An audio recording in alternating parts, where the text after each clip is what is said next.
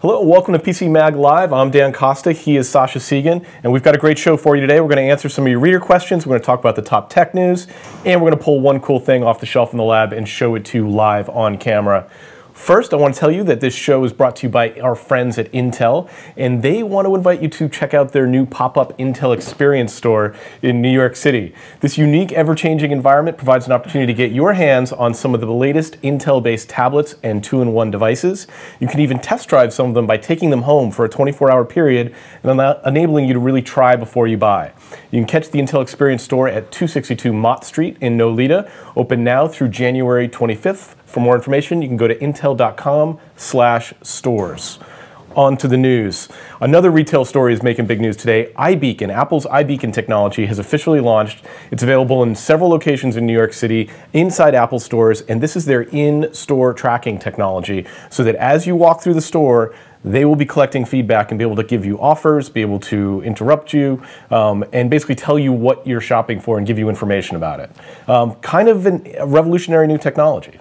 Yeah, retailers are crazy about this because it really enables them not just from the cynical viewpoint to move people around their stores and get them to buy more things, but also to be able to provide more information in store. For instance, we've all had the experience in the supermarket where we're looking for the, I don't know, chopped walnuts, and we can't find the chopped walnuts. Okay, well this could tell you could look up chopped walnuts, it could tell you aisle 8, and then it could tell you you're getting warmer or cooler. It could tell you you're walking past something that's on sale. These are all really cool possible applications of this technology. But there's one big problem for iBeacon in my mind. There is an iBeacon specific problem. Right, which is that it's not open, it's not cross-platform, it's Apple devices only. And I just don't see, I don't see big major name retailers saying we're going to do all of this for, what's Apple's market share, 20%, 30% right now? It makes a lot of sense for Apple stores. It makes a lot of sense for Apple to offer this solution. The thing to remember though is that this is not the only implementation of beacon technology.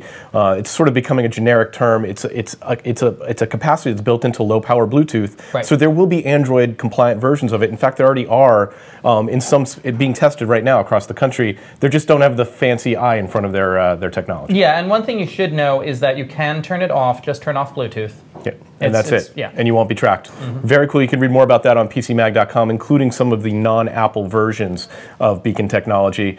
We're also in the news today. There's a great new site which I've checked out called HaveIBeenPwned.com, and basically this is a very simple site. You go to it, you enter in your email address, and it checks to see if your email address was on one of the major 6 breaches of the last 12 months or so. We're talking about millions and millions of email addresses. Most people don't know if they've been breached or not. This site makes it dead simple to find out if your email was in there. Yeah, this site was done by an individual developer out of the goodness of his heart, and all he did was he took these leaked lists of email addresses, 152 million email addresses, put them in a big cloud-hosted database, and he's letting you search your database. Yeah. And, I checked. I'm happy to say that I have not been pwned, at least yet, at this moment. I'm sure some listener is now going to try. Yeah. You had to invite that on yourself. I'm not inviting it, okay? Not inviting. Please don't pwn him.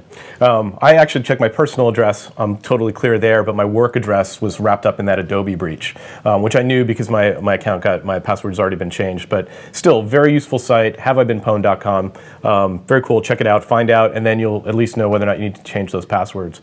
Also in the news today, we got this mysterious invitation from Instagram for an event that they're going to be having on December 2nd. They sent email invitations, but they also sent these curious wood blocks, coaster size.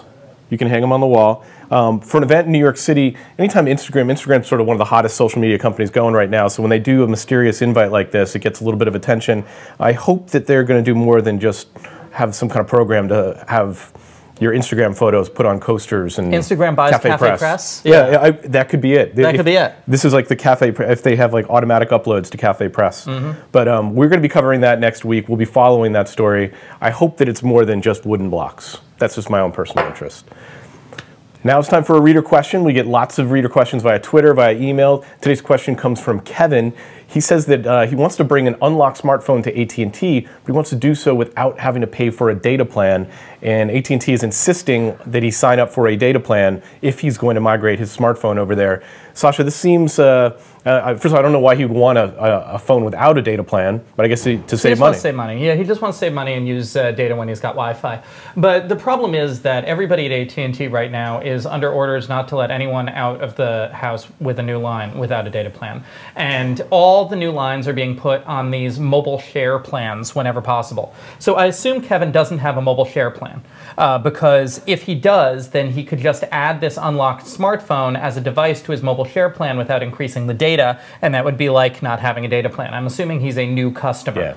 In that case, if you want the AT&T network, just go to one of the prepaid providers that uses AT&T's network. I mean, you could even go to AT&T's own GoPhone.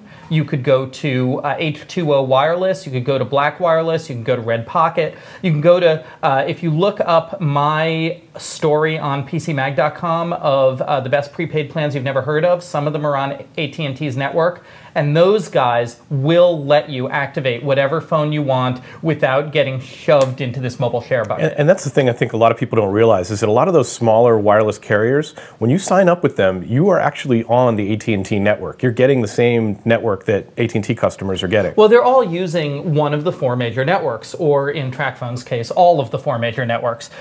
So, you know, if you're with Simple Mobile, it's T-Mobile. If you're with Page Plus, it's Verizon. If you're with Republic Wireless, it's Sprint. So all these little names, they're just renting time from the big guys. Yeah.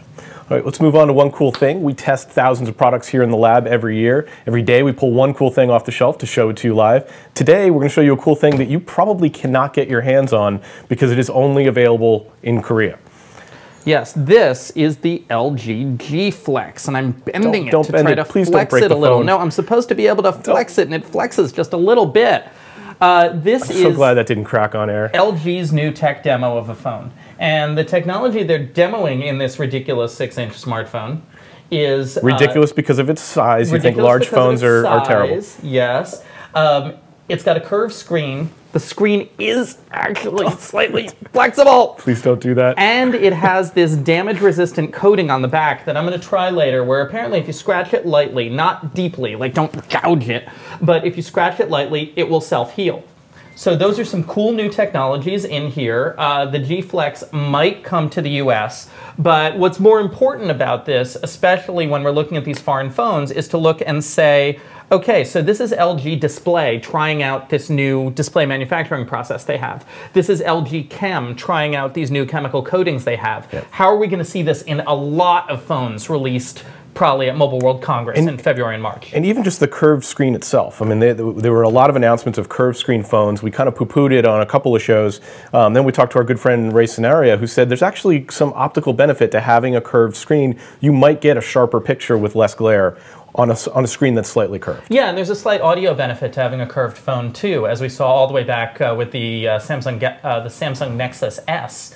That if the phone is curved slightly towards your mouth, that slightly improves audio quality and improves noise cancellation. So that's an advantage. Cool. So we just got this into the lab. I know you haven't had a chance to spend a lot of time with it, but when will we see a story, a hands-on, basically giving all the details? Yeah, there will be a hands-on, you know, early next week at the latest. Very cool.